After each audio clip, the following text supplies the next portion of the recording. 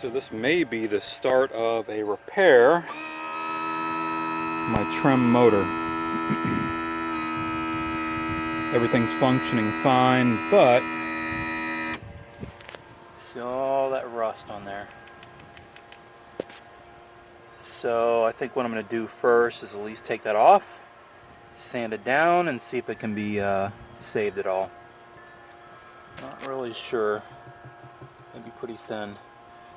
But if I can get something, the metal's not too eroded, which it looks like it is. I'm pretty sure the whole unit itself is functioning fine. Just to give you an idea, I think the whole hydraulics and motor, this is the electric motor here, this is hydraulics, about 1,000 I believe. And this motor right here is 300 through Mercury. They have some, I think 80 bucks or so on eBay. Chinese knockoffs, not really sure how I feel about that. But either way, it's got to come off first, and then I will go from there. So I've seen some videos about how to pull the unit off, but nothing really specific as far as replacing this unit here. So I looked at the service guide, and they tell you to first, I don't know that you really need to, but I'll do it anyways, but to remove that sacrificial anode, which is right here.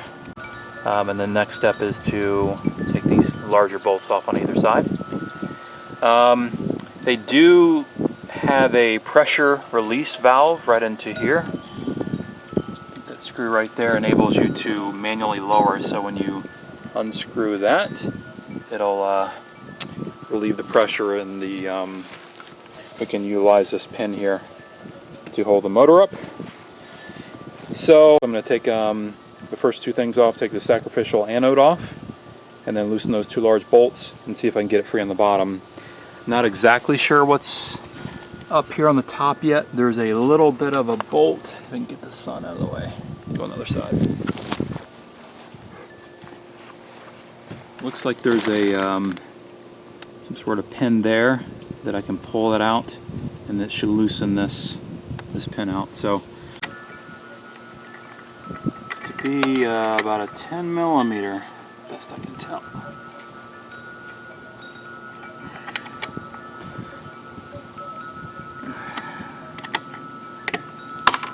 And just broke that off. It's not good. Not good at all. Let's see, I could be going the wrong way. I am. Shoot.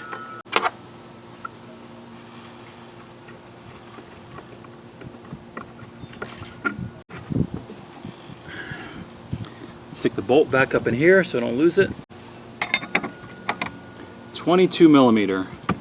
And of course it's going to move. Believe it or not, it wasn't that tight.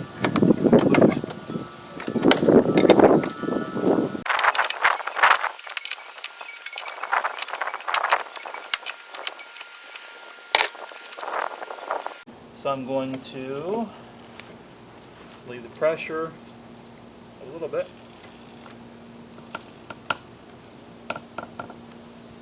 In theory, the motor should come down.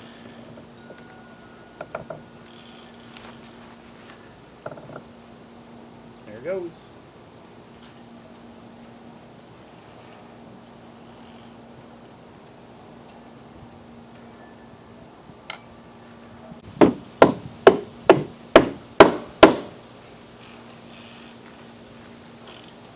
Pretty easy so far.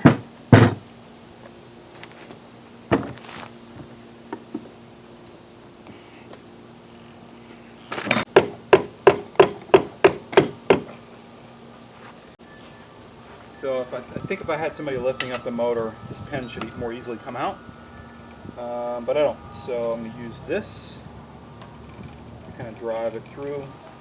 Probably not the best idea, but we'll give it a shot.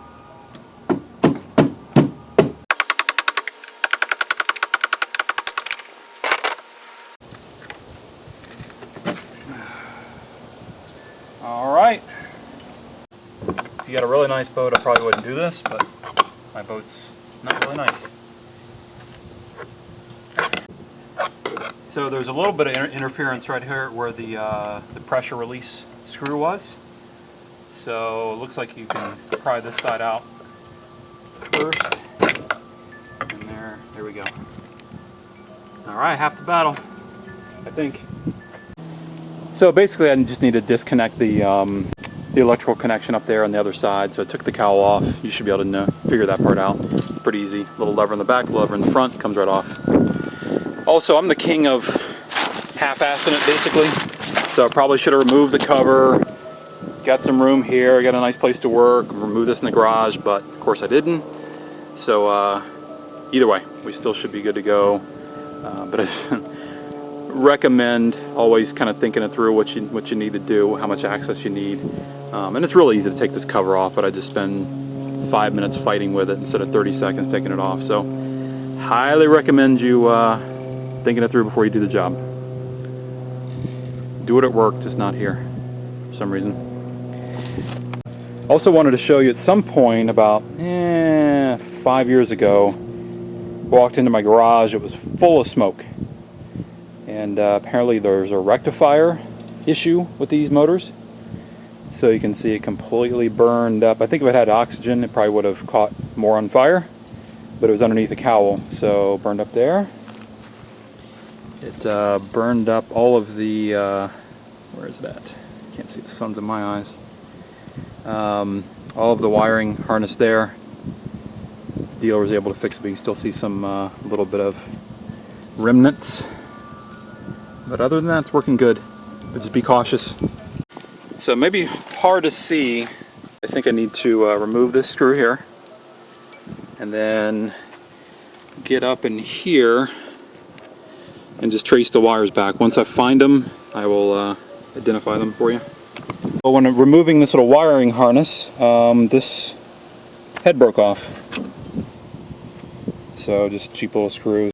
So for what it's worth, you may want to pull that off now if you don't need to do this job. Just focus on that, get a new bolt in there, put some anti-seize on it. That way it's not making this job much more complex. So here's a tip of the day. Make sure you pay attention to the color of these wires, because that helps you up here. I disconnected 2 wires that I had no business disconnecting these 2. And quite honestly, it's 50-50 on whether I need to, if I put them back right. So you can see the same color down there represents the blue and green down here, or up here. So make sure you pay attention. By the way, that does look like, yeah, so the blue matches the blue and the green matches the green up here. So there you go. Disconnect these, pull them through. For me, it was kind of helpful to pull them all the way out from underneath all that stuff to straight up, and then it'll slide down through this tube, okay? Probably use a little bit of WD-40 if you had to, but it's coming through fine.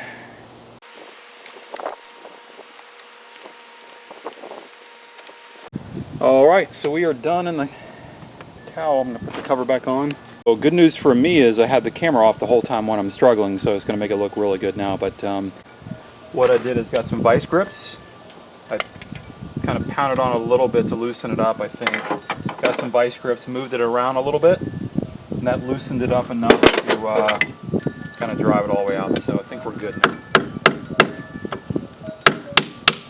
There we go.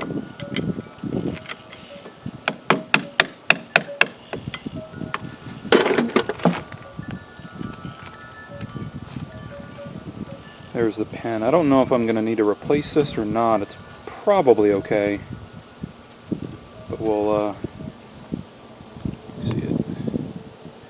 There it is. There's the pen. There we go. It's kind of messed up on the end a little bit. So it might be worth getting a new one. But we'll leave it right here for now. This should pop out and we should be free of our pump at this point.